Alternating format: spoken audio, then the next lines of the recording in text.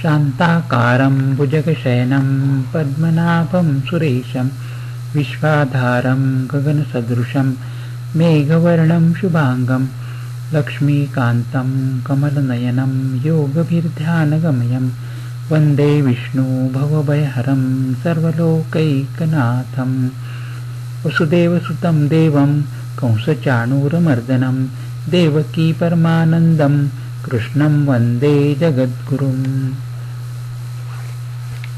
श्रीमद् भगवद्गीता सार भाग 3 अध्याय 6 ध्यान योग।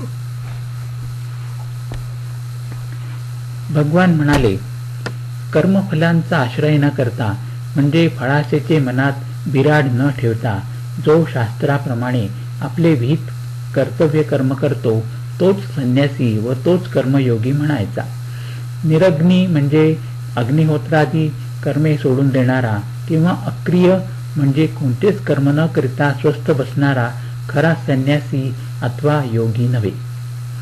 हे पांडवा, ज्याला संन्यास असे म्हणतात तोच कर्मयोग समज, कारण संकल्पांचा म्हणजे काम्य बुद्धी रूप फलाशेचा संन्यास त्याग केल्याखेरीज कोणीही कर्मयोगी होत नाही। जो कर्म योगारूढ होऊ इच्छितो त्या मुनीस हे शमाचे कारण म्हणजे साधन म्हटले आहे, आणि तोच पुरुष योगारूढ म्हणजे पूर्ण योगी झाला असे म्हणजे त्यास पुढे शम हे कर्मांचे कारण होते असे म्हणतात। कारण जेव्हा इंद्रियांच्या शब्द स्पर्शादी विषयांचे ठिकाणी अनुशक्त होत नाही आणि सर्व संकल्पांचा म्हणजे काम्यबुद्धिरूप फलाशेचा साक्षात कर्माचा नव्हे संन्यास करतो, तेव्हा त्याला योगारूढ म्हणतात। मनुष्याने आपणहून आपला उद्धार करावा। आपण आपल्या स्वतःला कधीही खचवू नये, कारण प्रत्येक मनुष्य आपणच आपल्या स्वतःचा बंधू म्हणजे मदत करणारा किंवा आपणच आपल्या शत्रू म्हटला जातो।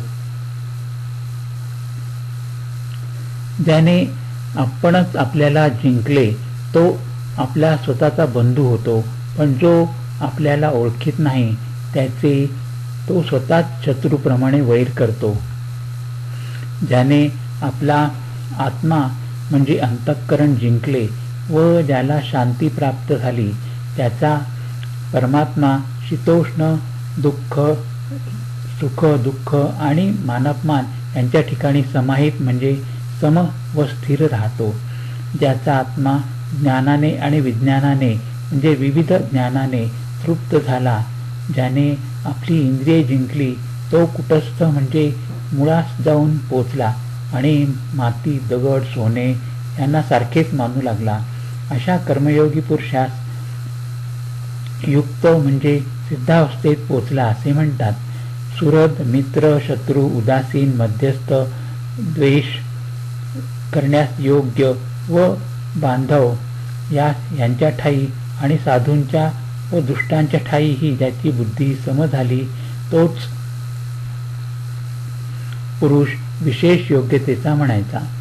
जो योगी म्हणजे कर्मयोगी आहे त्याने एकांतात एकटे राहून चित्त व आत्मा आवरून कोणतीही वासना न ठेवता परिग्रह म्हणजे पाश सोडून सतत आपल्या योगाभ्यासात रत राहावे। प्रथम दर्भ त्यावर मृगाचे कातडे आणि त्याच्याही वर वस्त्र घातलेले, फार उंच नाही आणि फार सखलही नाही असे आपले आसन शुद्ध जागी आढळ मांडून येथे चित्त व इंद्रिय यांचे व्यापार आवरून आणि मन एकाग्र करून आत्मशुद्ध्यर्थ आसनावर बसून योगाचा अभ्यास करावा। काया म्हणजे पाठ डोके मान ही सम म्हणजे उभी सरळ रेषेत निश्चल धारण करून स्थिर होताता दिशांकडे म्हणजे सभोवार न बघता आपल्या नाकाच्या शेंड्यावर नजर ठेवून भीती न बाळगता शांत अंतःकरणाने ब्रह्मचर्य व्रत पाळून व मनाने संयमन करून चित्त माझ्याच ठिकाणी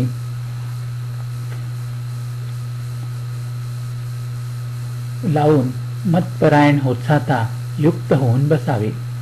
याप्रमाणे सदा आपला योगाभ्यास चालू ठेवण्याने ते मन ताब्यात येऊन कर्मयोग्यास माझ्या ठायी असणारी व शेवटी निर्वाण पद म्हणजे माझ्या स्वरूपात लय करून देणारी शांती प्राप्त होते. अतिशय खाणारा किंवा मुळीच काही न खाणारा आणि अति झोपाळू किंवा जागरण करणारा यांना हा योग हे अर्जुना सिद्ध होत नाही. ज्याचा आहार विहार माफक कर्माचरण बेताचे आणि झोप व जागरण परिमित आहे त्याला हा दुःखहारक म्हणजे सुखावह होतो. आवरून धरलेले मन आत्म्याच्याच ठिकाणी स्थिर होते आणि कोणत्याही उपभोगांची इच्छा राहत नाही तेव्हा तो पुरुष युक्त झाला असे म्हणतात. निवांत जागी ठेवलेला दिवा आणि दिव्यांची ज्योत जशी निश्चल राहते तीच उपमा चित्त आवरून आपल्या योग अभ्यास करीत असलेल्या योग्यास दिलेली आहे.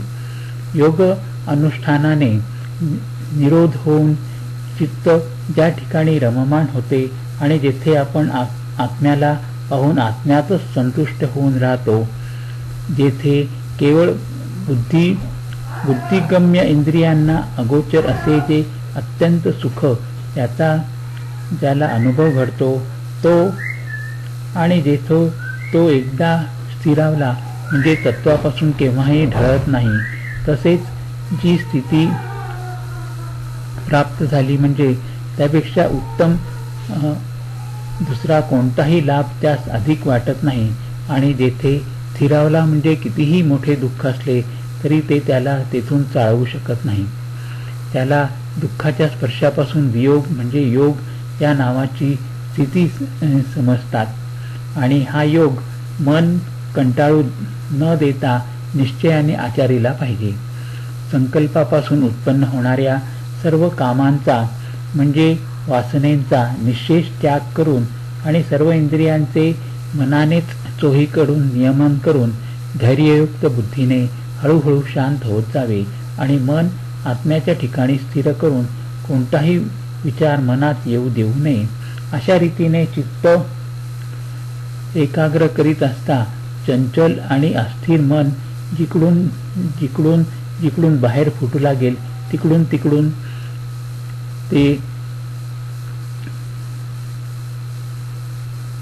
ते निरोध करून ते आत्म्याच्याच ताब्यात आणावे. अशा प्रकारे शांत चित्त रजोगुण विरहित निष्पाप व ब्रह्मीभूत झालेल्या कर्मयोग्याला उत्तम सुख प्राप्त होते. याप्रमाणे सतत आपला योगाभ्यास करणारा कर्मयोगी पापापासून सुटून ब्रह्मसंयोगापासून प्राप्त होणारा अत्यंत सुखाचा उपभोग घेतो. मी म्हणजे परमात्मा सर्व ठिकाणी आहे असे जो पाहतो आणि माझ्या ठाई सर्व अशी ज्याची दृष्टी आहे अशा मी कधीही अंतरत नाही आणि तीही मला कधीही अंतरत नाही. एकत्व बुद्धी म्हणजे सर्व बुद्धिमैक्य बुद्धी मनात ठेवून सर्व भूतात असलेल्या मला परमेश्वराला जो भजतो तो कर्मयोगी सर्व प्रकारे वागत असूनही मजमध्ये असतो. हे अर्जुना, सुख असो वा दुःख असो आपल्याप्रमाणे इतरांना अशा आत्मोपम्य दृष्टीने जो सर्वत्र सारखे पाहू लागला तो कर्मयोगी परम म्हणजे उत्कृष्ट मानला जातो. अर्जुन म्हणाला, हे मधुसूदना, साम्याने म्हणजे साम्य बुद्धीने प्राप्त होणारा जो हा योग म्हणजे कर्मयोग तुम्ही सांगितला तो मनाच्या चंचलपणामुळे कायम टिकेल असे मला दिसत नाही. कारण हे कृष्णा, मन हे चंचल, दांडगे, बलिष्ठ व दृढ म्हणजे वळविण्यास कठीण आहे. वायूप्रमाणे म्हणजे वायूची मोठ बांधण्याप्रमाणे याचा निग्रह करणे मला अत्यंत दुष्कर दिसते. हे महाबाहो अर्जुना, मन हे चंचल असून त्याचा निग्रह करणे दुर्घट याबद्दल काही शंका नाही. पण अभ्यासाने आणि वैराग्याने हे कौंतेया ते स्वाधीन ठेवता येते. अंतःकरण ज्याच्या ताब्यात नाही त्याला हा साम्य बुद्धिरूप योग प्राप्त होणे कठीण असे माझे मत आहे. पण अंतःकरण ताब्यात आणून प्रयत्न करीत गेल्यास उपायाने हा योग प्राप्त होणे शक्य आहे. अर्जुन म्हणाला, हे कृष्णा, श्रद्धा आहे पण अयती म्हणजे प्रकृती स्वभावामुळे पुरासा प्रयत्न किंवा संयमन होत नाही. म्हणून ज्याचे मन साम्य बुद्धिरूप कर्मयोगापासून चलित झाले तो योगी सुद्धा योगी सिद्धी न पावता कोणत्या गतीला जातो. हे महाभाऊ कृष्णा, मोहग्रस्त होऊन ब्रह्मप्राप्तीच्या मार्गात स्थिर न झाल्याने दोहीकडून भ्रष्ट झालेला म्हणजे सुटलेला हा पुरुष फुटलेल्या ढगाप्रमाणे मधल्यामध्येच नाश तर पावत नाही ना. हे कृष्णा, माझा हा संशय तुम्हीच दूर केला पाहिजे. या संशयाचे निरसन करणारा तुम्हा वाचून कोणी दुसरा मिळणार नाही. श्री भगवान म्हणाले, हे पार्था, इहलोकी काय आणि परलोकी काय अशा प्रकारचे जे जन्म ते या लोकी दुर्लभ होय. त्यात म्हणजे अशा प्रकारे प्राप्त झालेल्या जन्मात पूर्वजन्मातील जो बुद्धी संस्कार त्याला प्राप्त होतो आणि हे कुरुनंदना, तो त्याहून भूय अधिक योग सिद्धी मिळवण्याचा प्रयत्न करतो. पूर्वजन्मीच्या या अभ्यासानेच अवश्य म्हणजे स्वतः इच्छा नसली तरी तो पूर्ण सिद्धीकडे ओढला जातो. ज्याला कर्मयोगाची जिज्ञासा म्हणजे ज्ञान व्हावे अशी इच्छा झाली तो देखील शब्द ब्रह्माच्या पलीकडे जातो. याप्रमाणे प्रयत्नाने उद्योग करता करता पापापासून शुद्ध होत जाता कर्मयोगी अनेक जन्मानंतर सिद्धी पाहून अखेर उत्तम गतीस पोचतो. तापसी लोकांपेक्षा कर्मयोगी श्रेष्ठ, ज्ञानी पुरुषांच्या पेक्षाही श्रेष्ठांनी कर्मठापेक्षाही श्रेष्ठ समजतात. तस्मात हे अर्जुना, तू योगी म्हणजे कर्मयोगी हो. तथापि सर्व कर्मयोग्यांमध्ये जो माझ्या ठिकाणी अंतःकरण ठेवून श्रद्धेने मला भजतो त्यालाच मी सर्वात उत्तम युक्त म्हणजे उत्तम सिद्ध झालेला कर्मयोगी समजतो. याप्रमाणे भगवंतांनी गायलेल्या म्हणजे सांगितलेल्या उपनिषदात ब्रह्मविद्यांतर्गत योग म्हणजे कर्मयोग या शास्त्रावरील श्रीकृष्ण आणि अर्जुन यांच्या संवादातील ध्यानयोग नावाचा हा 6वा अध्याय येथे संपन्न झाला. हरिओम तत्सत. हरिओम तत्सत.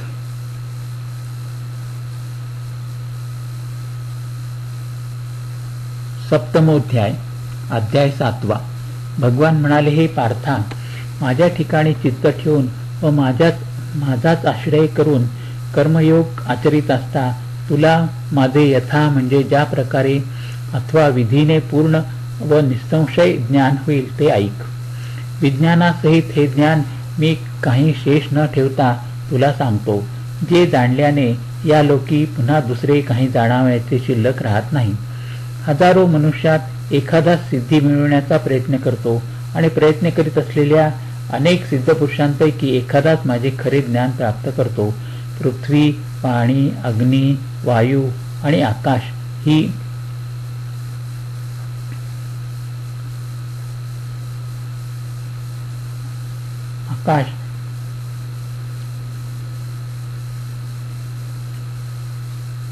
ही पंच महाभूते मन, बुद्धी आणि अहंकार मिळून 8 प्रकारे विभागलेली ही माझी प्रकृती आहे. ही अपरा म्हणजे खालच्या प्रकृतीची प्रकृती झाली. हे महाभाहो अर्जुना, याशिवाय जिने या जगाचे धारण केले होते अशी परा म्हणजे श्रेष्ठ प्रकृतीची जीव स्वरूपी माझी दुसरी प्रकृती आहे असे समज. या दोहोपासून सर्व भूते उत्पन्न होतात हे लक्षात असू दे. मीच सर्व जगताचे प्रभव म्हणजे मूळ व प्रलय म्हणजे शेवट आहे. माझ्याहून पलीकडे हे धनंजया दुसरे काहीही नाही. दोऱ्यात अनेक मणी ओवावेत त्याप्रमाणे माझ्या ठाई हे सर्व ओवलेले आहे. पाण्यामध्ये रस मी, कौंतेया, चंद्र सूर्यामध्ये प्रभा मी, सर्व वेदांमधील प्रणव म्हणजे ओंकार मी, आकाशात शब्द मी, पुरुषात पौरुष मी आहे आणि पृथ्वीच्या ठिकाणी पुष्पगंध म्हणजे सुवास मी व अग्नीमध्ये तेज मी आहे. सर्व भूतातील जीवन शक्ती व तपस्व्यांमधील तप मी आहे. हे पार्था, सर्व भूतांच्या सनातन बीज मी आहे असे समज. बुद्धिमान लोकांची बुद्धी मी, तेजस्व्यांचे तेजही मीच आहे. काम, वासना आणि राग म्हणजे विषयासक्ती ही दोन्ही वजा करून बलवान लोकांचे बळ मी आहे. आणि हे भरतश्रेष्ठा, धर्माला विरुद्ध न जाणारा असा भूतांच्या ठाई कामही मीच आहे. हे आणि जे काही सात्विक व जे काही राजस किंवा तामस भाव म्हणजे पदार्थ आहेत ते सर्व माझ्याच पासून आहेत असे समज. पण ते माझ्यात आहेत, पण मी त्यांच्यात नाही. सत्व, रज, तम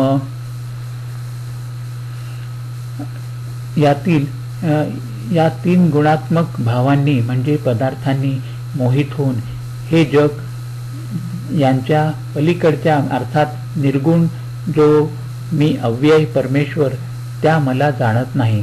गुणात्मक अशी ही माझी दिव्य माया दुस्तर आहे. म्हणून जे मला शरण येतात ते या मायेला तरून जातात. मायेने ज्यांचे ज्ञान नष्ट झाले ते मूढ आणि दुष्कर्मी नराधम आसुरी बुद्धीत पडून मला शरण येत नाहीत. हे भरतश्रेष्ठा अर्जुना, 4 प्रकारचे पुण्यवान लोक माझी भक्ती करीत असतात. आर्त म्हणजे रोगाने पिडलेले, जिज्ञासू म्हणजे ज्ञान प्राप्त करून घेण्याची इच्छा बाळगणारे, अर्थार्थी म्हणजे द्रव्याधिक काम्य वासना मनात ठेवणारे, आणि ज्ञानी म्हणजे परमेश्वराचे ज्ञान होऊन कृतार्थ झाल्यामुळे कधीही पुढे काही मिळवायचे नसले तरी निष्काम बुद्धीने भक्ती करणारे.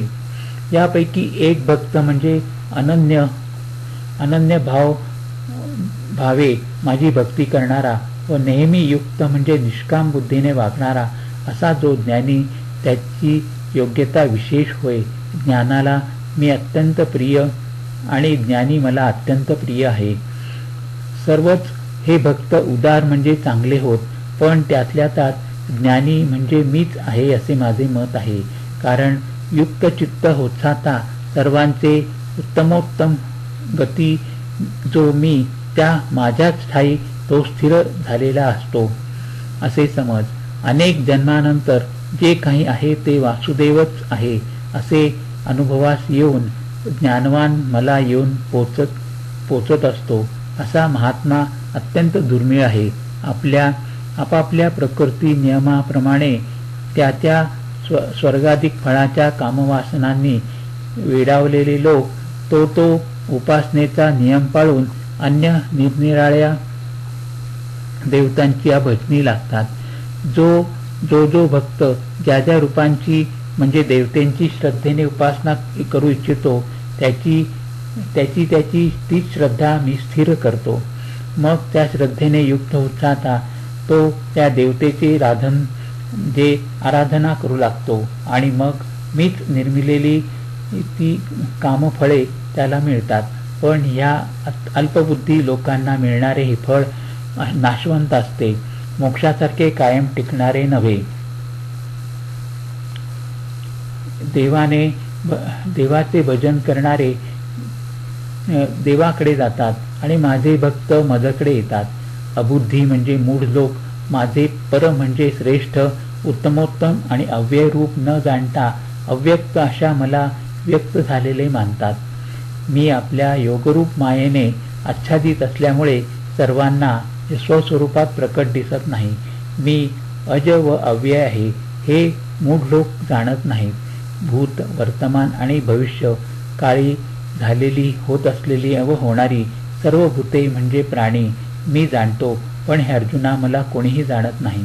कारण हे भारता, इंद्रियांच्या इच्छा व द्वेष या उद्भवत असलेल्या सुखदुःखादी द्वंद्वांच्या मोहाने सर्व भूते हे परंतपा या सृष्टीत भ्रम पावत असतात. पण ज्या पुण्यकर्मी लोकांचे पाप संपलेले ते सुखदुःखादी द्वंद्वांच्या मोहातून सुटून दृढवत होत जाते माझी भक्ती करतात. जे याप्रमाणे माझा आश्रय करून जरा मरणातून म्हणजे पुनर्जन्माच्या फेऱ्यातून सुटका होण्यासाठी प्रयत्न करतात ते सर्व ब्रह्म, सर्व अध्यात्म आणि सर्व कर्म म्हणजे काय ते जाणतात आणि अधिभूत, अधिदैव आणि अधियज्ञ यांच्यासह म्हणजे हे सर्व मीच आहे अशा प्रकारे मला ते जाणतात. ते युक्त चित्त असल्यामुळे मरणसमयी देखील मला जाणतात. याप्रमाणे श्री भगवंतांनी गायलेल्या उपनिषदात ब्रह्मविद्यांतर्गत योग म्हणजे कर्मयोग शास्त्रावरील श्रीकृष्ण व अर्जुन यांच्या संवादातील ज्ञानविज्ञान योग नावाचा 7वा अध्याय संपन्न झाला. हरि ओम तत्सत, हरि ओम तत्सत, हरि ओम तत्सत.